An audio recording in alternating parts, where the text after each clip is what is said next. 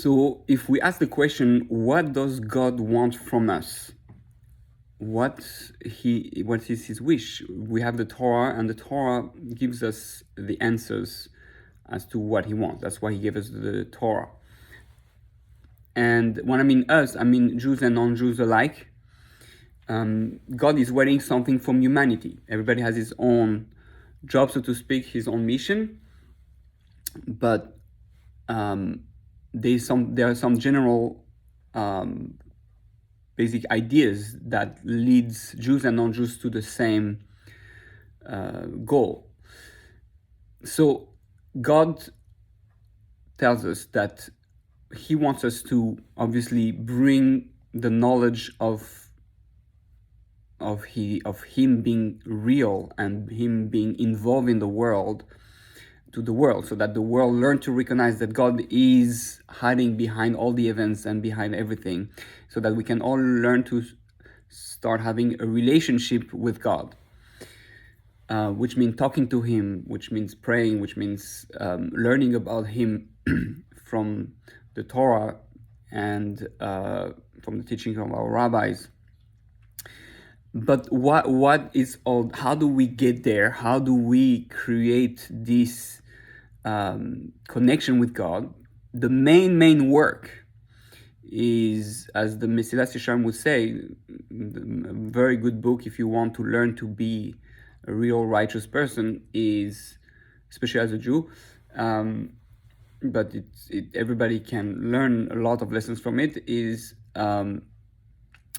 the need to be a good person, but which means to work on your character traits in a way that is serious, meaning that we are here to better ourselves, to control the physical body and its desires and its temptations, learn to control the physical and direct it towards the spiritual, to work together with the soul. So yes, we have a body, we have physical desires, and we're filled with emotions and positive and negative, and the Torah guides us. And the reason I say the Torah, there's self-help books that you can buy and learn how to be a good person. However, although some of them have a lot of them have truth to it, on we have to become humble, we have to be loving, we have to be patient and happy, positive. So all those things are all true. However, they're not necessarily always true for every situation. We have to know how to act strong or soft at different moments. There is a limit to how much love and the levels of love and the priorities of who to love, and that are not necessarily found in the self-help section of Barnes and Nobles. So the Torah is really that guidelines of how can you live a life where you're so refined that you are the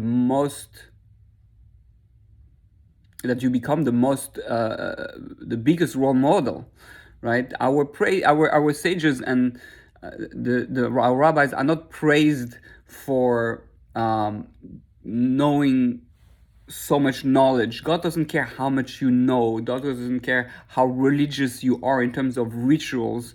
God cares how much you have changed through those teachings and those rituals. The whole purpose is not to be religious. The whole purpose of religion is to become holy, to become loving, to become humble, to become positive thinking person, to become happy no matter what, no matter the situation. Now, this takes it takes a lifetime, and sometimes more than one lifetime, and we come back. We all have a mission to refine ourselves, and every lifetime, yes, in Judaism we believe in reincarnation, so every Jew and non-Jew reincarnates. Every soul has its own mission, and we all come back to fulfill our mission of refining ourselves through life and lifetimes until we're able to fix every part of ourselves. Every time you come, you're gonna have certain problems in your life, certain challenges and certain weaknesses, and those are the things that you have to focus on to come close to God, to bring God into your heart, to bring God in your life. All the commandments for Jews and the commandments for non-Jews gives us all the hints and the tools and the method on how to do it, how to transform ourselves and reach those very refined character traits. This is the basic idea. It's not like something mind-blowing, but this is the truth. This is what God wants. God wants us to be very refined human beings. It all starts with our own family. It all starts how we talk, how we think, how we act, and especially with our closed ones, which we always get hurt the most by the people we love the most.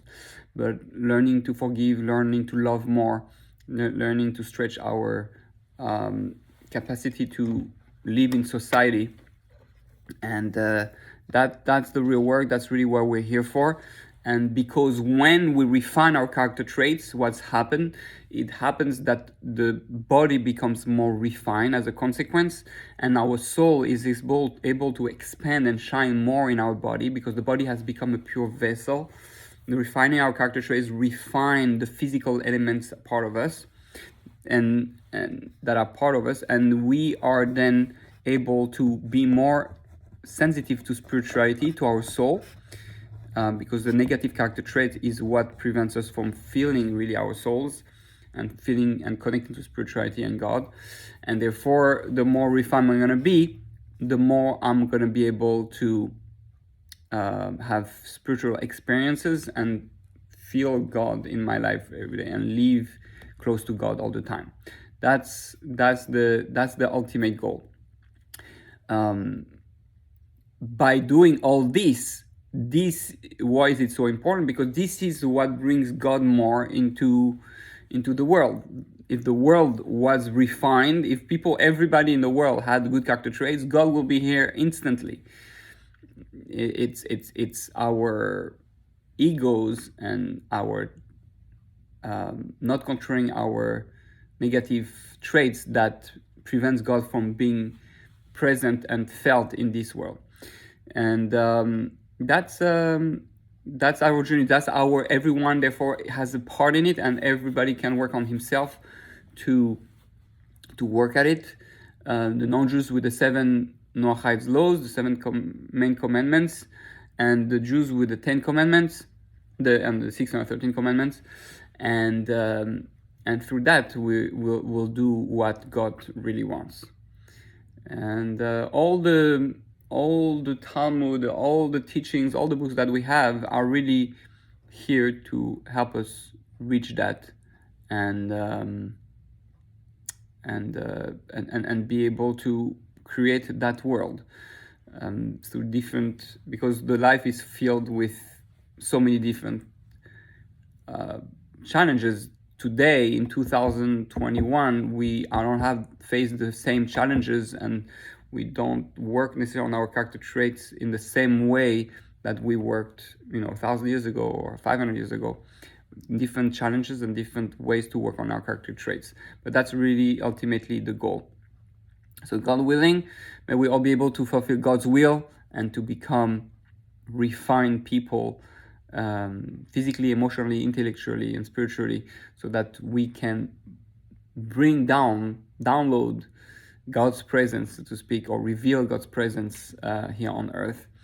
And to conclude, I would say that the Arizal says that what's going to be so special about Moshiach, about the Messiah, what's going to be so special about him is that he's gonna his greatest power is going to be his wife or his couple, meaning that beside all the knowledge he's going to have, we're going to be able to see from him, experience from him, what a true loving relationship is a pure, holy relationship between a husband and wife, male and female energy united.